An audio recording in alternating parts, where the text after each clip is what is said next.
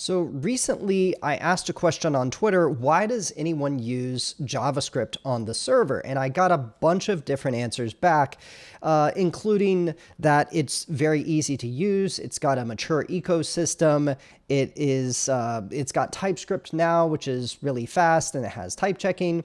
It's easier to find developers for, since you only have it's easier to find JavaScript developers, and also that it's great to have a single language for both backend and front end. It just makes things easier and simpler. And so I wanted to respond to that a little bit.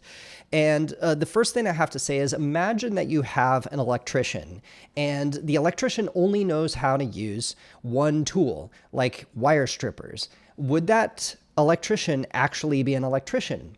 No. They need to know about more tools than just wire strippers in order for them to do their job. And I would say the same thing is true of software engineers. If you only have one tool in your toolbox, you're just not going to be able to do your job well. Now, in software engineering, it's a little bit more fuzzy, because you can use something that's not designed for something, and you can kind of duct tape things together, but that doesn't mean it's going to be good. So I would say that, using, like the old adage, using the right tool for the right job is something that you really want to do. And that means that you need to kind of explore the possibility space and be familiar with lots of different things, lots of different libraries and languages and tools. So that way you can choose something that's kind of designed for the thing that you're working on. And so I wanted to illustrate this a little bit by showing how to develop a small server, right? So that will serve static files, as well as provide a nice little API for a CRUD API, which means create, read, update, and delete. Those are the four basic operations that you have when you're creating an API for things. So I just wanted to show an illustration of that, and how you can write some of these things, and you don't have to know JavaScript, but you can still make these things very simply. And so what I decided to do was write just a small sample server in Go, because Go is a language that was designed to create networked applications. So I thought it would be kind of a nice illustration. So you can see here I've got this Go program here, where I've got a main.go file and then a Go mod. And in fact, to create a Go module, you just do go mod init, and you create whatever module that you want. In this case, I did sample server. And so if I run this, it just creates that Go mod file, which is just essentially the module, right? So that's all that it does. It says what version of Go I have in the module. And then it'll tell you to do go mod tidy. Now, if you go mod tidy, you don't have to run unless you have third-party dependencies. I don't have any dependencies, so it won't do anything, but it would automatically download these dependencies for you. So that's essentially how you create a project in Go. So very simple to do. Now, for simplicity purposes, I wrote this project all in a single file to make it very simple. In real life, you would want to modularize things, but this is basically what I created. So first thing to notice is I didn't use any external libraries. So one thing that's great about Go is that it's essentially a batteries included language. You don't need middleware, you don't need a framework, because the language is the framework. And that's a wonderful thing about Go. Even though there are languages, frameworks and middleware that you can use for these sorts of things, you don't have to. You can actually just use the standard library. So that's the first thing I've got here, is basically everything that I need is just part of the standard library. Now, for simplicity's sake, I decided to just use a pretend database. Now, the data is going to be deleted as soon as you turn off the program. And also, the default map in Go is not concurrency, safe, so you can't have multiple connections at the same time. But this is just a pretend database, right? So this is just kind of illustrative of all I wanted to illustrate was actually doing kind of the API part and not the database part. So that's basically what the pretend database is. The other thing that's very nice about Go is that you can go to the main file, go to the main function, and you can see all the endpoints at once. right? This also may be called routes in other languages. And so you can see all the routes here that I've got, which I just decided, hey, let's create a widget route. And I'm just going to say, hey, this is going to be, the first version of the API for the widget. And you'll notice that Go by default allows you to define and restrict this endpoint to a particular HTTP verb. So I'm going to use the default ones where we've got post, get, put, and delete. Also, Go allows you to have these path variables. So just like you would in an ordinary middleware, Go supports this by default. And so you can see I created some functions that handle each of these actions, right? Creating a widget, getting it, updating it, and deleting it. Also, this is all you need to have a static file server. And what's great about this, what's great about the Go server in general, is that it's multi-threaded, asynchronous, fast, and an efficient way of running a server. So you get all of this by default without even having to think about it. To start up the server, I just put a little log thing, so that way it'll print, hey, I'm serving at this, and then I'll just tell it to listen and serve.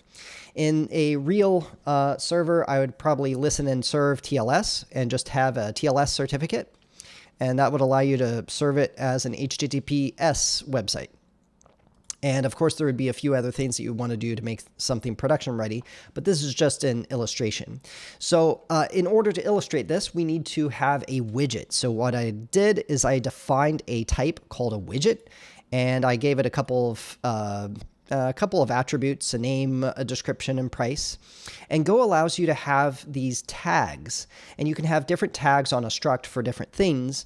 In this case, I have a tag for JSON, and that's saying, hey, what should we use as the name for this field when we serialize and deserialize from JSON? In this case, I have a lowercase name and then lowercase description and lowercase price.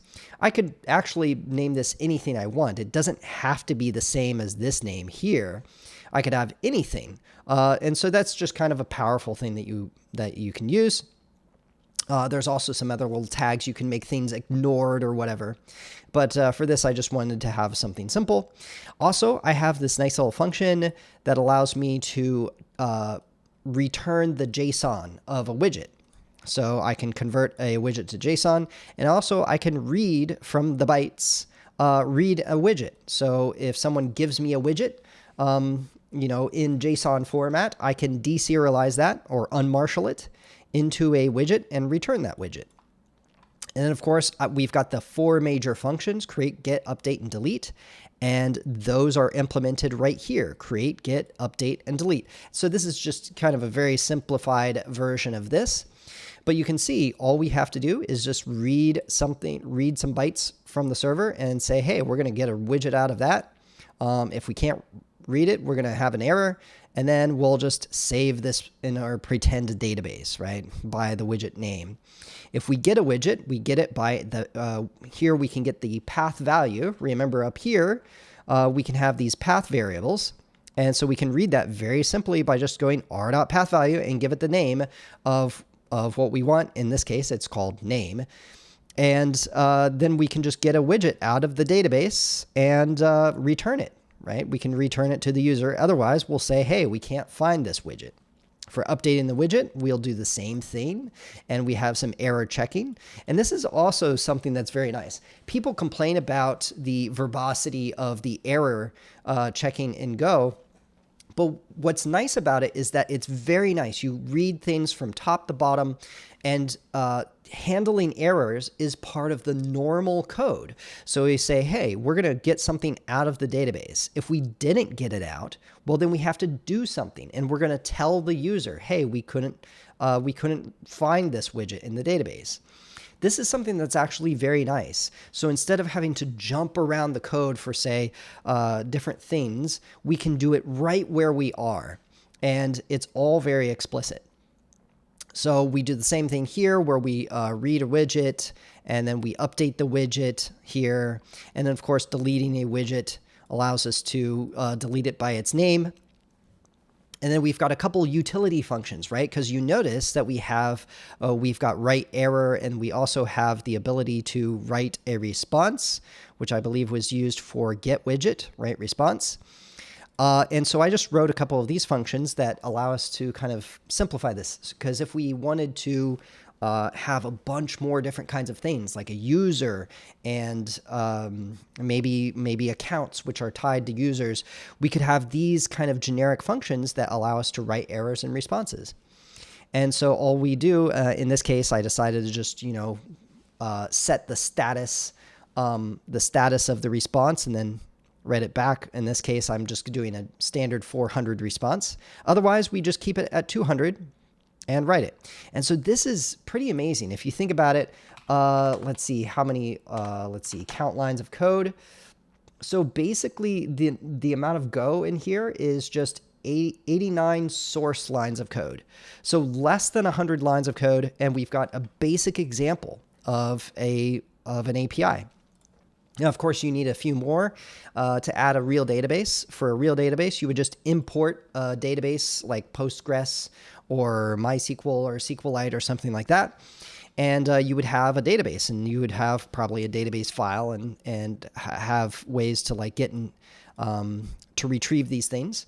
But that's basically it. Notice that I didn't use any special parts of Go. There is no, I didn't define any interfaces or anything like that.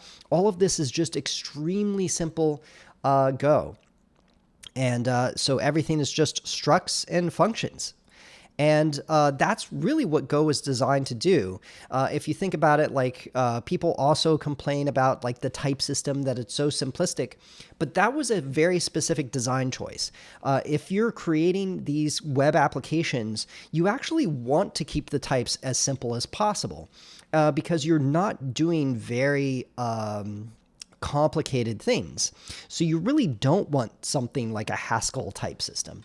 And so everything about Go is actually specifically designed to create these sorts of things. And so you can see that like if you're hiring for doing back-end work, you don't even have to hire someone with 3 to 5 years of Go experience. You can hire a JavaScript developer, and if they're, if they're enthusiastic, they can learn Go very quickly. Within like a day or two, you can be productive, and you can write servers in Go. And of course, if you, for any kind of language, it takes time and experience to become an expert, but you don't need experts to write these normal kinds of things that you're doing. So you shouldn't have to, if you're a hiring manager or like or someone who's looking for people, you don't need like extreme experts in things. In fact, if someone is a real software engineer, they should be able to learn a language on the job, right? It's part of the job. You need to know lots of different things. And so that's basically the idea of what I wanted to go over. And I just wanted to show that like if you have a language that's built for something, it can actually do very well. And of course, look at this. I just built it from scratch. If I was working on an actual system, I would probably write some small libraries for myself and make this even easier to do. I would automate some of these things. And of course, with AI, it allows us to automate some other things as well. But I just wanted to show that like you don't really need JavaScript for all these things. You can actually have something that's faster and more efficient. And if you think about it, like Go is in general faster than JavaScript for these things. So you're gonna be able to have more requests per second on a Go server, right? So your Go is going to scale more. And in addition, it's going to scale better than JavaScript in the first place. So not only are you going to be able to handle more requests per second, but Go can actually utilize all the cores of a processor. Meanwhile, JavaScript can only run on one core at a time. And so because it's single-threaded, and therefore what's going to happen is by the time you've used one server, like let's say that your server has only 8 cores or something, by the time, or I guess on like modern servers, you have like dozens of cores, but let's say you've got 8. So by the time you've used one server with Go, you would have used, say, 10 or 12 servers on JavaScript. So that means that a Go program is going to scale much better than JavaScript, right? In fact, like the more cores that your server has, the better Go is going to scale for it. You're going to end up paying a lot more for your servers because you're going to need a lot more servers with JavaScript.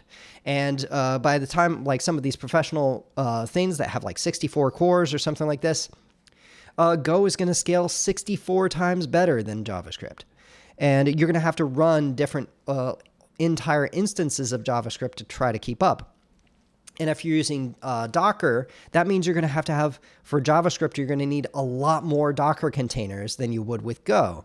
And that means that you're going to have just more complexity, because imagine all of these things have to interact with each other or interact with the database, and that's going to create more network traffic to the database and might slow you up.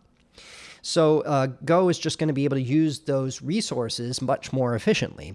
And so you could end up being 100 times more efficient in Go than with JavaScript by the time everything is said and done. So this will actually save you money, because if you are using JavaScript then and you need 100 times as many servers, or it's 100 times less efficient, you're going to end up paying that every single month forever, as long as your application is running. And as it scales, as you get more customers, you're going to need 100 times as many servers.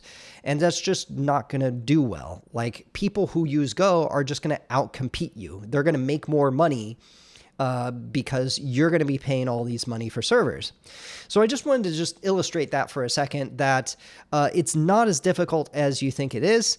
And Go actually provides a huge number of dividends. And if you have a small to medium-sized business, Go is going to do an amazing job, right? Some people say, oh, you should use Rust for this.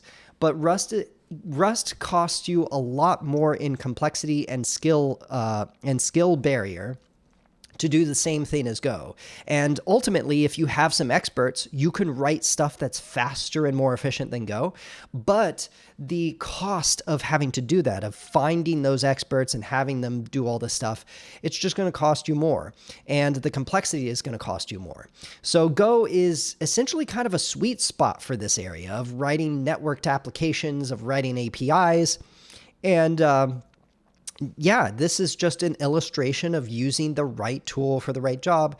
And I know that people say it's cliche and that it's difficult to understand what that means, but it just really is true. Some things are built for certain things, and they should be used for that. So that's all I wanted to say for now. And yeah, have a great day. And next time I'll have more interesting things to say, hopefully.